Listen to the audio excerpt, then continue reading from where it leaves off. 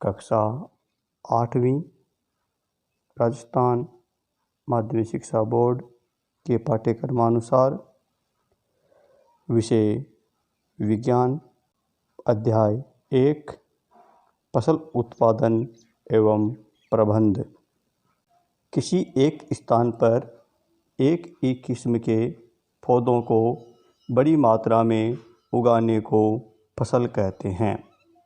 फसल उगाने के लिए किसान द्वारा सामयिक अवधि में अपनाए गए क्रियाकलापों को कृषि पद्धतियाँ कहते हैं।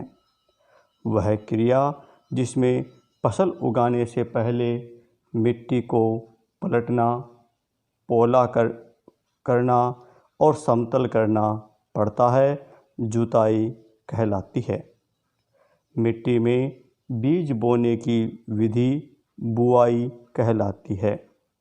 वे पदार्थ जिन्हें मिट्टी में पोषक स्तर बनाए रखने के लिए मिलाते हैं, उर्वरक कहलाते हैं। सिंचाई के वृद्धि एवं संवर्धन के लिए आवश्यकता अनुसार पानी देने की क्रिया सिंचाई कहलाती है। फसल के साथ उगे हुए अवांछित पौधों को खरपतवार कहते हैं।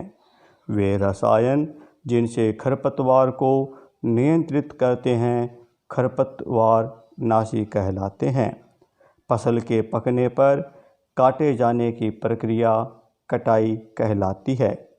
खरपतवार को खेत से निकालने की प्रक्रिया को निराई कहते हैं।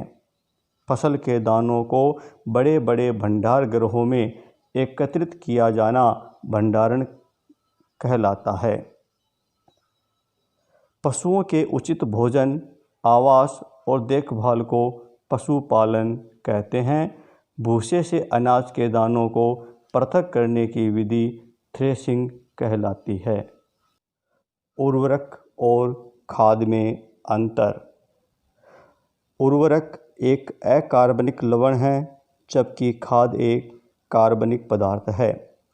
उर्वरक का उत्पादन फैक्ट्री में होता है, जबकि खाद खेतों में बनाई जाती है। उर्वरक से मिट्टी को ह्यूमस प्राप्त नहीं होता, जबकि खाद से मिट्टी को ह्यूमस प्रचुर मात्रा में प्राप्त होता है।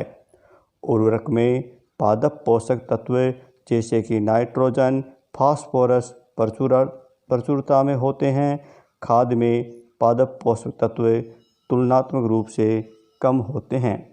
उर्वरक पानी में घुलनशील होने के कारण इनका अवशोषण शीघ्र हो जाता है, जबकि खाद पानी में अघुलनशील होने के कारण इनका अवशोषण धीरे धीरे होता है। सिंचाई की दो विधियाँ, छिड़काव तंत्र और ड्रिप तंत्र। छिड़काव तंत्र, इस विधि का उपयोग असमतल भूमि के लिए किया जाता है। इस विधि में ऊर्ध्व पाइपों के ऊपरी सिरों पर घूमने वाले नोजल लगे होते हैं। ये पाइप निश्चित दूरी पर मुख्य पाइप से जुड़े होते हैं। जब पंप की सहायता से जल मुख्य पाइप में भेजा जाता है तो वह घूमते हुए नोजल से बाहर निकलता है। इसका छिड़काव पौधों पर इस प्रकार होता है जैसे वर्षा हो रही हो। ये छिड़काव बलुई मिट्टी के लिए अत्यंत उपयोगी है। ड्रिप तंत्र, इस विधि में जल बूंद बूंद करके पौधों के जड़ों में गिरता है, इसलिए यह ड्रिप तंत्र कहलाता है। इस विधि में एक मुख्य नली व इसकी सहायक नलियाँ होती है। इन सहायक नलियों के सिरे पर विशेष नोजल लगी होती है। इनके द्वारा जल बूंद बूंद करके जड़ों में जाता है तथा पानी व्यर्थ नहीं जाता। ये विधि जल की कमी वाले क्षेत्रों में वरदान सिद्ध हुई है। फसलों को खेतों में उगाने की प्रक्रिया कृषि कहलाती है। एक ही किस्म के पौधों को एक ही स्थान पर उगाया जाना फसल कहलाता है।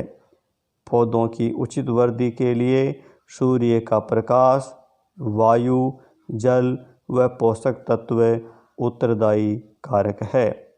ऋतुओं के अनुसार फसलें दो प्रकार की होती है, रबी की फसल और खरीफ की फसल। दो फलीदार फसलें चना और मटर है।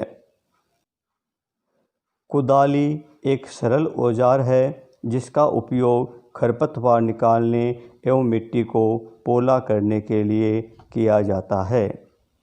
सिंचाई के प्रमुख स्रोत कुएं, जलकूप, तालाब, झील, नदियाँ, बांध, नहर आदि है।